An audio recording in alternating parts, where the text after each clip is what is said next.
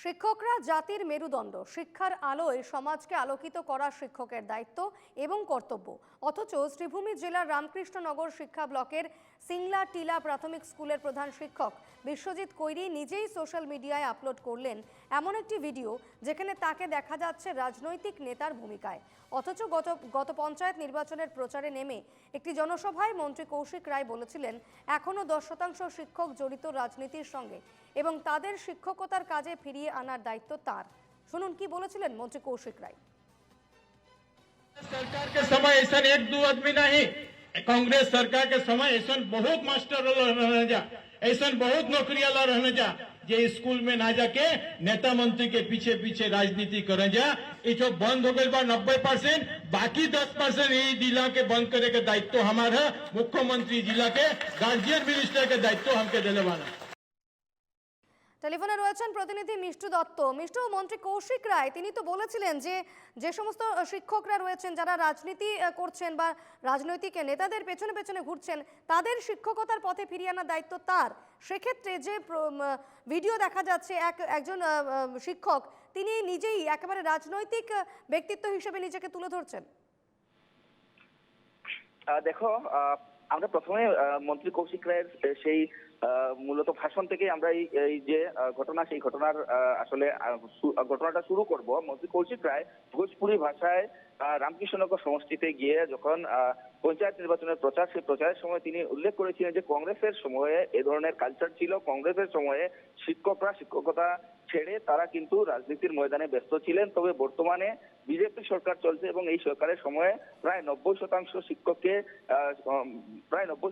শিক্ষক রাজনীতি থেকে সরে এসেছেন। মাত্র 10% রয়েছেন যাদের তিনি নিজে সেই তাদের শিক্ষকতা ফিরিয়ে আনবেন বলে তেমন ধরনের উঁচু গলায় তিনি ভাষণ প্রসঙ্গে বলেছিলেন। কিন্তু এখানে দেখা গেছে যে বিশ্বজিৎ কৈরি নামের রামকৃষ্ণনগর শিক্ষাখণ্ডের অধীনের থাকা যে শিক্ষক, উনার মূলত উনার স্কুল হচ্ছে সিংলা টিলা হাই স্কুল, সিংলা টিলা প্রাথমিক বিদ্যালয়। যে প্রাথমিক বিদ্যালয়ে তিনি প্রধান শিক্ষকের দায়িত্বে রয়েছেন এবং যে শিক্ষক বিশ্বজিৎ কৈরি অর্থাৎ তিনি গতকালকে সিংলাছড়া পঞ্চায়েতের যে অর্থাৎ নির্বাচন হয়েছিল সভাপতি চয়ন প্রক্রিয়া, সেই প্রক্রিয়ায় আর পর দেখা গেল যে সেখানে সঙ্গীতা কৈরি নামের এক আসলে গ্রুপ সদস্য ওনাকে পঞ্চায়েতের সভানেত্রী পদে আসলে অধিষ্ঠিত করা হলো এবং সেই অনুষ্ঠানে দেখা গেল যে বিশ্বজিৎ কৈরিকে এক প্রকার জনপ্রতিনিধি থেকে অধিক হারে তার গলায় গামছা দেওয়া হচ্ছে এবং সেই দৃশ্য দেখে এক প্রকার সবাই হতবাক। কেননা একজন শিক্ষকের কাজ হচ্ছে বা শিক্ষক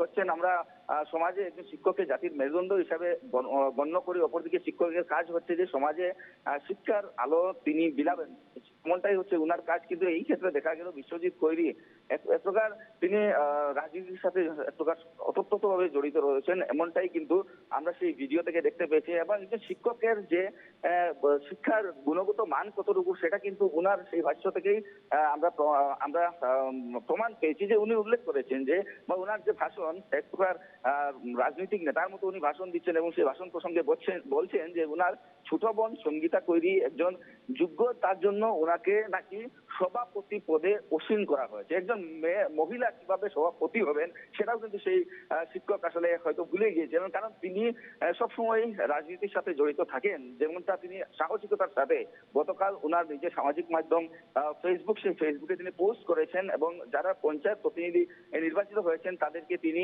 অভিনন্দন জানিয়েছেন। অর্থাৎ সেই বিশ্বজিৎ কৈরির বিষয়ে যেসব তথ্য আমাদের হাতে উঠে এসেছে সেসব তথ্য অনুযায়ী তিনি যে বিভিন্ন সময়ে রাজনীতির সাথে জড়িত থাকেন সে কথাটা কিন্তু উনার মুখ থেকেই স্পষ্ট হয়ে গেছে। অপরদিকে যেহেতু বিজেপির নেতা মন্ত্রীরা, মুখ্যমন্ত্রী থেকে শুরু করে শিক্ষামন্ত্রী সবাই কিন্তু গলা ফাটিয়ে বলেন যে যারা শিক্ষকতার সাথে জড়িত তারা রাজনীতির সাথে কোনো অবস্থায় জড়িত হতে পারবেন না। বিশেষ করে রামকৃষ্ণনগর শিক্ষা যে খণ্ড রয়েছে সেই শিক্ষাখণ্ড এলাকার বিভিন্ন শিক্ষকরা রয়েছেন, এমনও তালিকা আমাদের হাতে রয়েছে যারা ওতপ্রোতভাবে রাজনীতির সাথে জড়িত।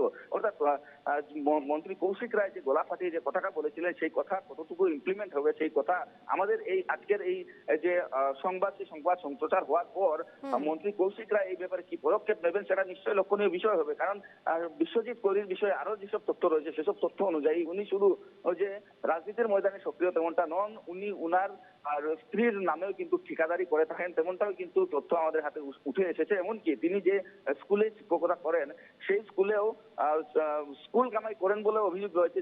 যে অভিযোগের সত্যতা কিন্তু আমরা যাচাই করিনি, সেটা একটা অভিযোগ। কিন্তু মূল কথা হলো একজন শিক্ষক কিভাবে নিজের শিক্ষকতা ছেড়ে নিজের যে বৃত্তি সেই বৃত্তি ছেড়ে রাজনীতির ময়দানে এক প্রকার ঘুরে বেড়াচ্ছেন, সেই বিষয়টা কিন্তু চিন্তার বিষয়। যেহেতু আমরা প্রথমে বলেছিলাম যে একজন শিক্ষককে আমরা সমাজের মেরুদণ্ড হিসাবে আখ্যায়িত করি, যে শিক্ষকের কাজ হচ্ছে শিক্ষার যে আলো সেই শিক্ষার আলো বিলিয়ে দেওয়া, এবং সেই ক্ষেত্রে শিক্ষকেরা আমরা দেখতে পাচ্ছি বিভিন্ন সময় এক প্রকার বিভিন্ন নেতা মন্ত্রীর আসলে ক্ষমতায় বলিয়ান হয়ে তারা কিন্তু শিক্ষার একদম জগৎ একদম থেকে বেশ, এই সরে খবরের গিয়ে দিকে নজর রাজনীতির থাকবে। ময়দানে ধন্যবাদ তারা মিষ্টু। দাপিয়ে বেড়াচ্ছে।